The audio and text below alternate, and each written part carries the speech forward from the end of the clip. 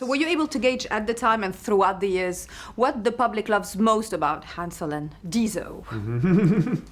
I think, I don't know, honestly, why people have connected with it the way they have, though I think that Derek and Hansel are both very genuine characters. They're very innocent, they're very naive, and they're also incredibly good-looking, which doesn't hurt. And they're very self-involved and narcissistic, but it all comes from a very honest place. So I think there's a sort of a childlike quality about them that people seem to connect with. And Hansel is Hare Krishna. Well, yes, and it's interesting how many things that Hansel was into in the first movie have come to pass. The whole sort of extreme sports and yoga and meditation. But I also think with the sort of the rise in our culture of vanity and everybody sort of taking selfies, that it's nice to know that while you may be vain, you're not as vain as these guys, and you can laugh at their sort of self-absorption. So I think people enjoy that. I think the creation of social media itself justified this movie, because I kept thinking throughout the film that they should sue for copyright for selfie and duckface. They have invented it, haven't they? They are suing. Derek and Hansel are suing. They're litigious. They're very extremely litigious individuals. You wouldn't think it because they seem so just stupid, but they actually are very aware. They have a whole battery of lawyers that they just and I unleash on people. But I mean, that is, come on, that's Duckface. It's the original Duckface. It's Blue Steel. Oh, that's true. That's right. This is a cornerstone but it's also, of our argument. Yeah, well, part of it is our lawyers. Yeah, and there's a look that's a little-known look that Derek developed back in '98 called foie gras that relates to that. One. Yes, so that is the duck face connection. I'm never going to forget this.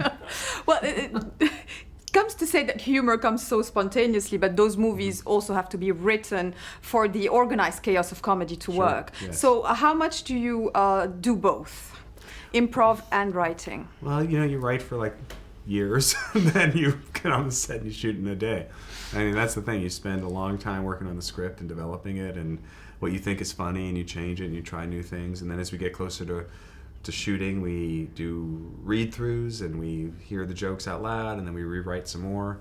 And then you get on the set, and you think about it the night before, and then you maybe write it and change something, or write some alternative lines and try those when you're shooting. And then maybe you try something on the set too. But I don't think that the improvisation thing that people talk about happens in this kind of movie, at least, as much as you might think, because a lot of it has to be thought out and planned ahead with costumes and the situation in the movie, and it's all sort of around that. But you can come up with alternate ideas, and then you always try something and see if it's funny and in the moment. And Owen never does. You're just so serious about it. Well, I was forbidden by our director. Well, to improvise. Right. To come up with something new in the script, you actually have to read the script first. Mm-hmm. So Owen doesn't like to limit himself by actually looking at the lines or the words. Well, I like to keep it fresh, and I found that a good way for me to keep it fresh is not reading the script. So every day is a surprise. You put like a brightly colored object near the lens where you want him to focus. Trinkets.